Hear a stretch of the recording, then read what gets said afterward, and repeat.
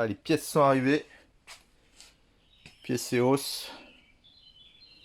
Donc là, le guidon Spank qui va faire un look sympa. Voilà, ça rehausse déjà bien le guidon, vous voyez. Tac. Et là-dedans, on va voir ce que j'ai.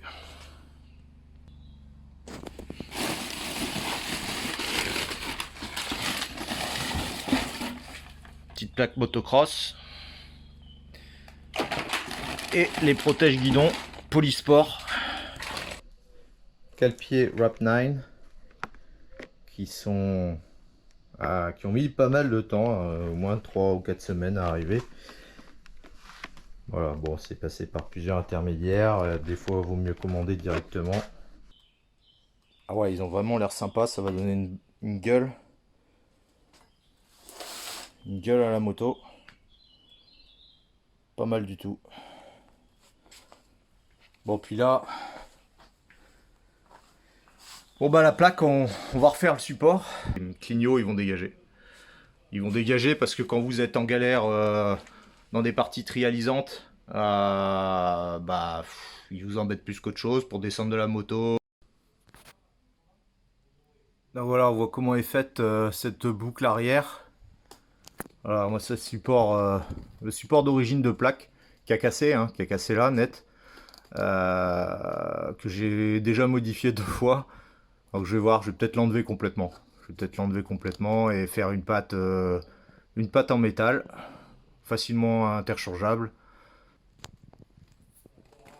Donc là on a une patte ici qui va pouvoir, un petit support là qui va pouvoir venir prendre, si je viens me prendre en sandwich avec ma plaque. Tout ce qu'il faut débrancher pour enlever la boucle arrière. Bon, c'est assez simple. Je préfère la démonter et travailler sur un établi. Voilà. Comme ça j'ai accès, j'ai vraiment accès au-dessous. Voilà. Puis je peux faire ce que je veux et travailler tranquillement, refaire un peu mes supports. Allez, là les... Je sais pas s'ils vont venir, faut regarder si les fils viennent.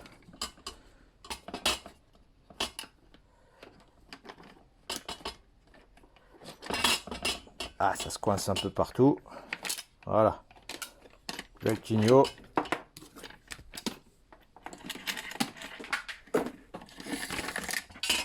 Bye bye les clignots. Au final, je vais peut-être laisser le feu arrière là. Et je l'avais passé en dessous ici. Et je l'avais fixé, j'avais fait 2 trous. Et je l'ai fixé en dessous.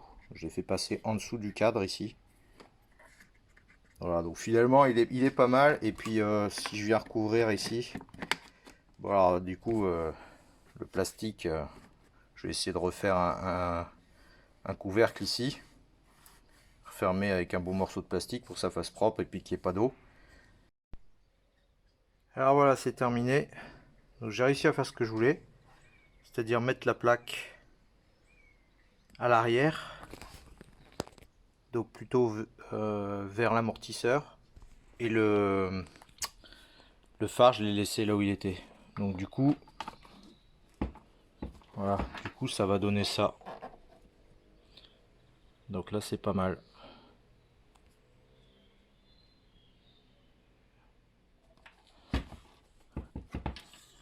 Et là on est vraiment comme la version cross, à part le petit phare qui dépasse. Voilà, je montrerai après sur la moto. Et là le support, bah, je l'ai mis directement. Voilà, le support il est fixé sur le cadre de la selle. Enfin même sur le cadre, la boucle arrière. Carrément la boucle arrière. Voilà, donc là, un support métallique là que j'ai trafiqué avec des petites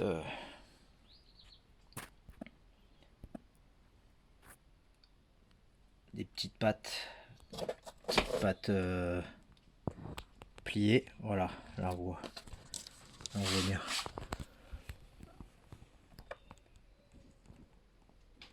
Pattes pliées, puis j'en ai mis deux en latéral, deux comme ça, deux comme ça.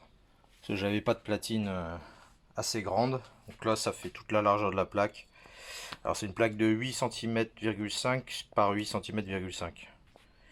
Voilà.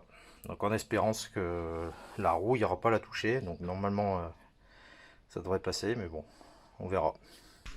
Donc là, ces anciens guidons avec l'ancien T, enfin l'ancienne potence plutôt. Le T, il est ici. Et donc j'ai acheté une potence qui vient se fixer directement sur le T et pas sur l'arbre. Voilà, pas sur l'arbre ici, ce qui était l'ancienne potence qui elle se serrait comme un vélo. Un vélo, vous pouvez taper la roue avant et ça peut tourner et vous vous retrouvez avec une roue qui est plus dans l'axe. Avec cette potence ici, qu'on voit là, donc c'est une potence Grip Shift qui permet justement de surélever déjà le guidon, mais aussi de se fixer directement sur le T de fourche.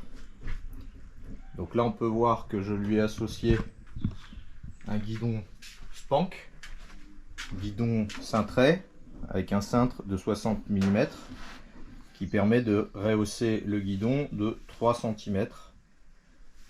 La potence, elle, permet de rehausser le guidon de 2 cm à peu près. Donc au total, je me retrouve avec un guidon 5 cm plus haut. Et c'est vrai que la position de conduite comme ça, pour l'avoir juste essayé en montant dessus, hein, on est beaucoup plus, je vais le faire, on est beaucoup plus confortable. Voilà, donc là je me mets en position à peu près normale. Et c'est vrai que j'ai les bras, bon, pas trop tendus, donc c'est pas mal. Et j'ai surtout les bras beaucoup plus haut qu'avant. Avant, ils étaient plutôt là. Alors que quand vous vous mettez debout, c'est encore plus flagrant. Voilà, et en plus, ça donne un peu de look à la moto. Pendant le montage des protège-mains et le remontage de l'accélérateur. Petite astuce, l'accélérateur, les vis même serrées à fond, il tourne un peu sur lui-même. Donc j'ai mis une petite, je sais pas si on voit là, un petit papier de verre coupé en deux.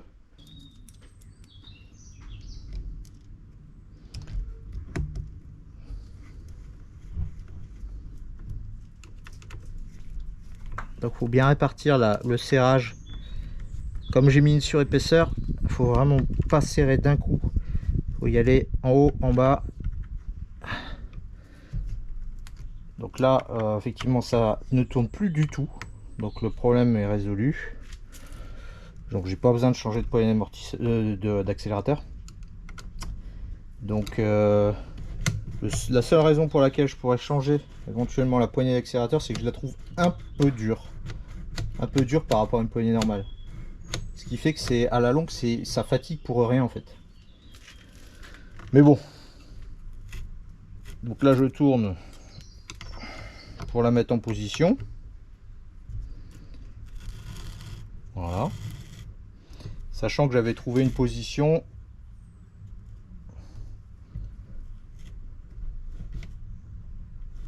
voilà. Ouais, c'est ça, cette barre là qui est à peu près dans l'axe. La position d'origine me plaisait pas trop. Dans le sens où elle était elle démarrait déjà comme ça la poignée. Donc quand vous étiez à fond, vous étiez comme ça, le poignet complètement cassé. Donc moi je l'ai reculé vers l'avant pour pouvoir, voilà. Et là voilà, je trouve que je suis encore un peu trop cassé, donc je vais la mettre, voilà, encore un peu vers l'avant. Et là c'est mieux, vous voyez. Voilà, faut mettre la main comme ça. Quand on est debout, on est plutôt la main comme ça. À fond, je suis comme ça, voilà.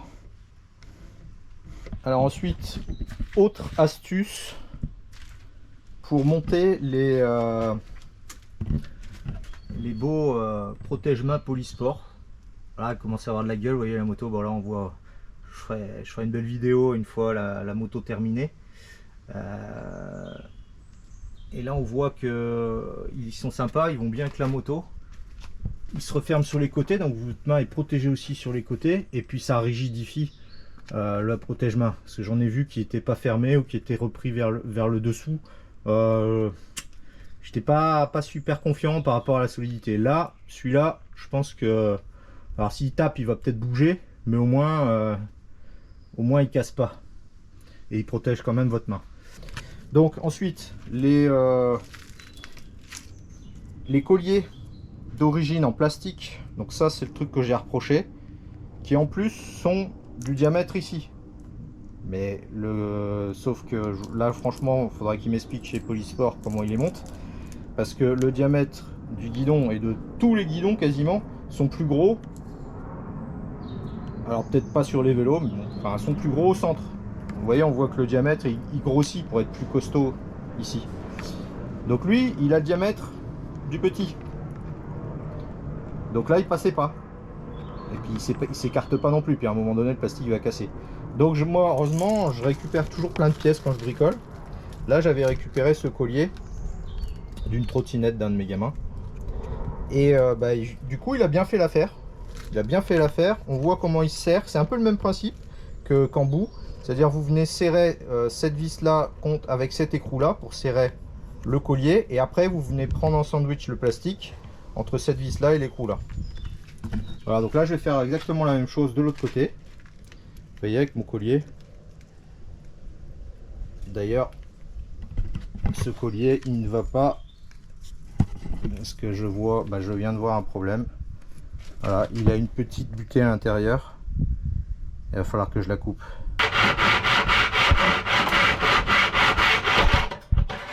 Ah. Ah oui, alors l'autre petite explication, ce système, en fait, il me sert pas à grand chose parce que EcoSport, on va dire qu'on va pas trop l'utiliser, même débridé, bon, ou alors vraiment pour un débutant. Donc c'est vraiment si je prête la moto à un débutant. Bon, le truc de clignot, il sert plus à rien vu qu'il n'y a plus de clignot. Voilà, j'ai tout enlevé. Plus de clignot à l'avant, plus de clignot à l'arrière. Alors pourquoi? Je l'ai expliqué dans la première vidéo. J'avais enlevé ceux à l'avant. Et puis la première sortie, ceux à l'arrière, ils m'ont embêté. Je les ai pas cassés, mais ils m'ont embêté. Alors je les ai enlevés complètement. Voilà, comme ça au moins c'est réglé. Et du coup, la manette, elle sert à rien. En plus, pour la remettre, il y avait un petit indexeur ici. Donc il fallait refaire un trou pour éviter qu'elle tourne aussi. Et puis au final, celui-là, il me servait plus que pour le klaxon. Et le klaxon, on interpellera les gens s'ils m'entendent pas sur les chemins. Parce que le klaxon est vraiment très désagréable et ça fait bondir les gens vu qu'ils vous entendent pas. Et bon. Donc le klaxon, il est là. Je crois qu'il va aussi dégager. Je vais refermer. Donc tout ça, tout ce que j'enlève, c'est pas pour m'amuser, hein, c'est parce que déjà c'est des choses qu'on va casser en moins. C'est des choses qui servent plus à grand chose une fois que, pour l'utilité que moi j'en ai, ça sert plus à rien. Et puis surtout, ça fait gagner du poids parce qu'avec tout ce que j'ai enlevé, là ici il y avait un support le support de phare qui était en alu, bon pas très lourd mais c'est toujours ça de plus. Il y avait les clignots, il y avait le phare. À l'arrière, pareil, il y avait toute une boucle en métal. Alors là, c'était pas de l'alu, c'était du métal bien lourd. D'ailleurs, le support de la selle, il est costaud, mais il est hyper lourd. L'ensemble là, c'est hyper lourd. Là, on peut gagner énormément de poids. Donc la moto est légère à l'origine, mais c'est pas une raison pour ne pas faire attention à son poids. Donc plus elle est légère, mieux c'est. Donc voilà, le problème de la... C'est un des problèmes de la Talaria par rapport à la Suron, c'est qu'elle commence à faire de l'embonpoint au niveau du poids. Donc la version homologuée 68 kg avec la batterie, et la version non homologuée 63 kg. Donc ça veut dire que potentiellement, moi j'ai pu presque enlever 5 kg. Et franchement, je pense que si j'additionne toutes les pièces, j'y suis peut-être pas, mais je dois pas être loin. Alors voilà un petit peu les pièces, les fameuses pièces dont je vous ai parlé. Alors là, j'ai préassemblé ici le collier de serrage, et maintenant je vais mettre le bout. Comme ça, j'aligne bien tout avant de serrer comme un bourrin, et ça s'auto-aligne. Donc ça se met dans ce sens là. Ça c'est l'embout qui vient ici. Je vais le mettre après parce qu'il tombe. Et ça c'est la fameuse petite noix qui va venir donc à l'intérieur de ça, et qui avec la vis va venir écarter la première et la deuxième pièce prévue pour s'écarter, raignerer. Donc ce qu'il faut faire, c'est déjà faire un premier serrage à blanc. Faut déjà amorcer. Alors bien sûr là, si je fais comme ça va pas marcher, donc je suis obligé de tout mettre. C'est pour ça que je disais c'est un petit peu galère, il faut tout mettre. Et après c'est là où c'est galère, c'est qu'il faut aller mettre ça dans le tube. Bon, après c'est un truc à prendre, hein,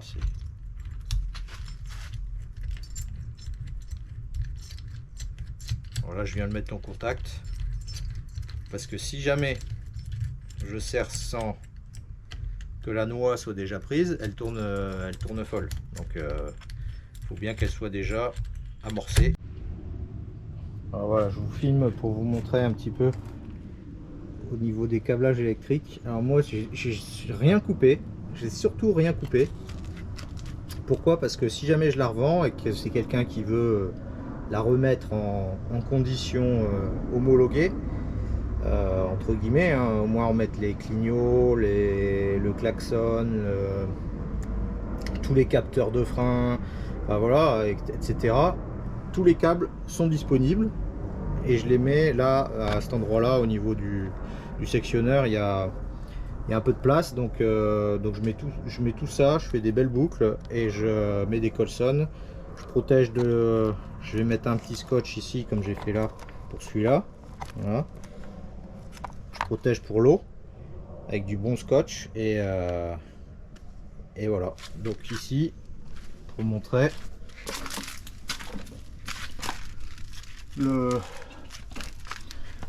on va gagner, il fait au moins 200 grammes, hein, celui-là. Ouais, au moins, hein. C'est lourd, hein. C'est du bon métal. En plus il tient pas, il paraît qu'il se dessert, et bah voilà, donc il est là à l'origine.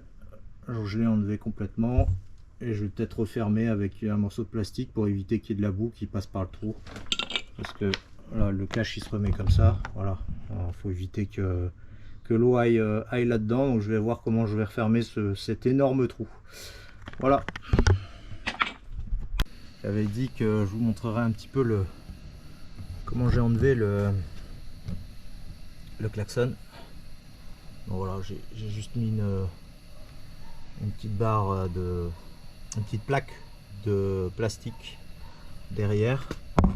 Je sais pas si on arrive à voir correctement.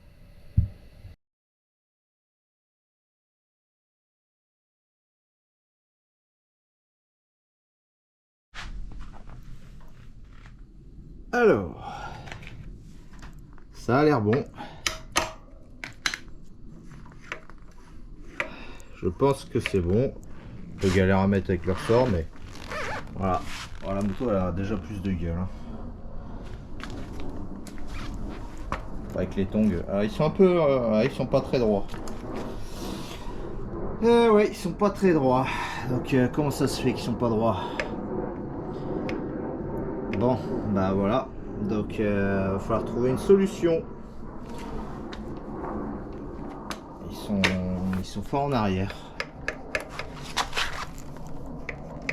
Ah, c'est la bouteille qui est un peu limite. Ah, il y a peut-être un taraudage pour pouvoir régler le... Alors je sais pas si on voit là.